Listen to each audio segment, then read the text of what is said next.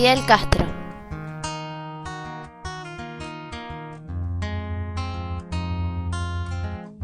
Nació en Virán, Mayarí, el 13 de agosto de 1926.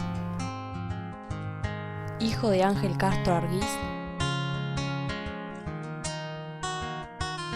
y de Lina Ruz González, ambos analfabetos y humildes. A los 12 años le envió una carta escrita en inglés al presidente Franklin Roosevelt, en el cual le pedía un billete de $10 porque nunca había tenido uno en sus manos. Se educó en Santiago de Cuba e ingresó a la Universidad de La Habana el 4 de septiembre de 1945. A partir de ese año comenzó a vincularse de forma activa en las luchas políticas estudiantiles en la universidad. Ese mismo año denunció enérgicamente la corrupción y el abandono oficial prevalecientes en el país. Se casó con Mirta Díaz Balart, con quien tuvo su primer hijo, Fidel Félix Castro, en 1949. Desde ese año militó en el Partido del Pueblo Cubano y obtuvo los títulos de doctor en Derecho Civil y licenciado en Derecho Diplomático. El Partido Ortodoxo lo presentó como candidato en las elecciones de 1952, pero se produjo el golpe de Estado de la mano de Batista. Su objetivo era derrocarlo y su primera acción fue el 26 de julio de 1953 con el asalto al cuartel Moncada, pero fracasó. Se exilió en México, donde fundó el movimiento revolucionario 26 de julio junto con un grupo de militares políticos, entre ellos el Che Guevara.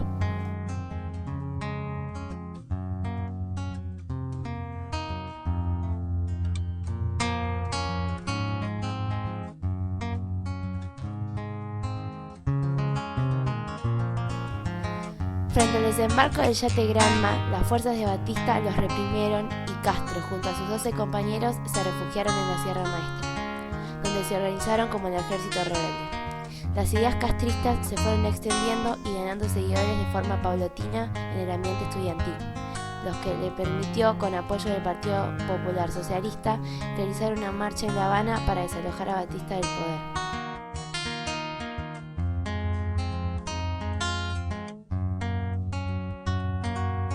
El 1 de enero de 1959 logró entrar en La Habana, derrocar a Batista, secundado por sus colaboradores. Ernesto Guevara,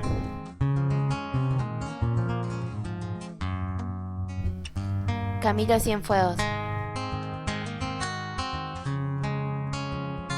y su hermano Raúl Castro. Fue nombrado primer ministro del gobierno revolucionario. En abril de 1961, un grupo de mercenarios cubanos, con apoyo de Estados Unidos, intentó invadir Cuba entrando por Bahía de Cochinos. Fue un desastre.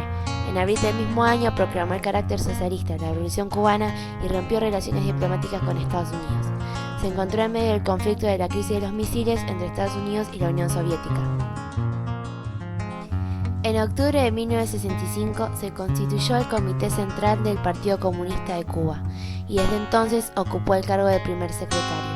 Además, fue elegido diputado de la Asamblea Nacional del Poder Popular. El 15 de octubre de 1976, en la despedida de duelo a las 73 víctimas mortales del atentado terrorista presuntamente realizado por la CIA a un avión de Cuba en Barbados, pronunció uno de sus discursos más conmovedores: cuando un pueblo enérgico y viril llora, la injusticia tiembla. En octubre de 1995 participó en las celebraciones por el 50 aniversario de la ONU en Nueva York, pronunciando el siguiente discurso: un mundo sin hegemonismo, sin armas nucleares, sin intervencionismo, sin racismo, sin odios nacionales ni religiosos, sin ultrajes a la soberanía de ningún país, con respeto a la independencia y a la libre determinación de los pueblos, sin modelos universales que no consideran para nada las tradiciones y la cultura de todos los componentes de la humanidad. En enero de 1998 recibió al Papa Juan Pablo II en La Habana. En abril del mismo año gesticula apasionado uno de sus tantos y largos discursos, en este caso durante la clausura del Encuentro de Mujeres por la Solidaridad Internacional en La Habana. El 23 de junio de 2001 sufrió un desmayo al pronunciar un discurso. Pese a su avanzada edad, el presidente Fidel siguió personalmente al frente del gobierno hasta el 31 de julio de 2006, fecha en que su secretario, Carlos Balenciaga, anunció que delegaba provisoriamente su cargo en Raúl Castro, mientras se recuperaba de una intervención quirúrgica. Luego, en el 2008, lo haría en forma definitiva debido a problemas de salud. Los servicios de inteligencia cubanos han contabilizado hasta el año 2007 un total de 638 intentos de asesinato contra Fidel Castro, partiendo tanto del gobierno estadounidense como de opositores cubanos. Actualmente, Fidel mantiene una excelente relación con algunos países, entre ellos México,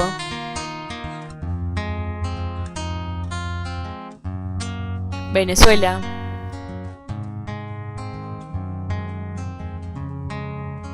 Ecuador,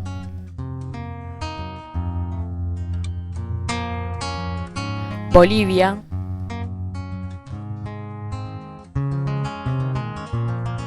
y Brasil.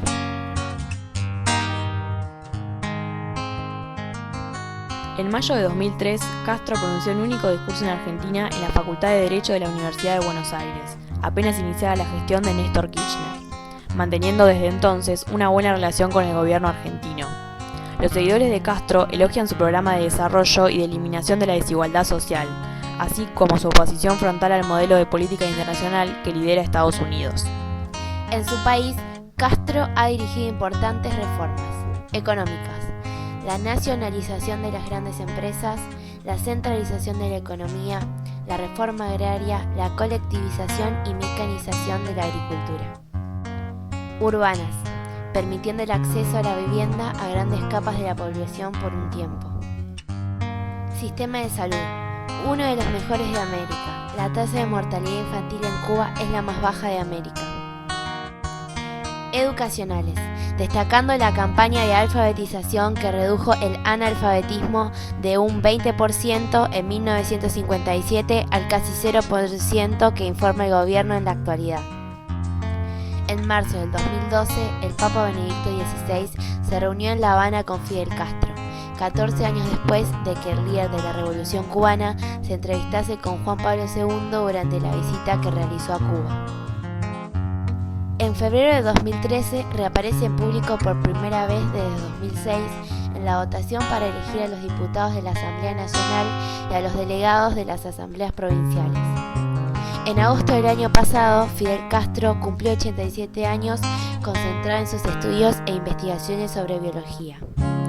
El 10 de enero de este año reaparece con una imagen muy desmejorada en la visita a un estudio de arte en La Habana, en la misma jornada en que se cumplían 55 años de su entrada en la capital en 1959.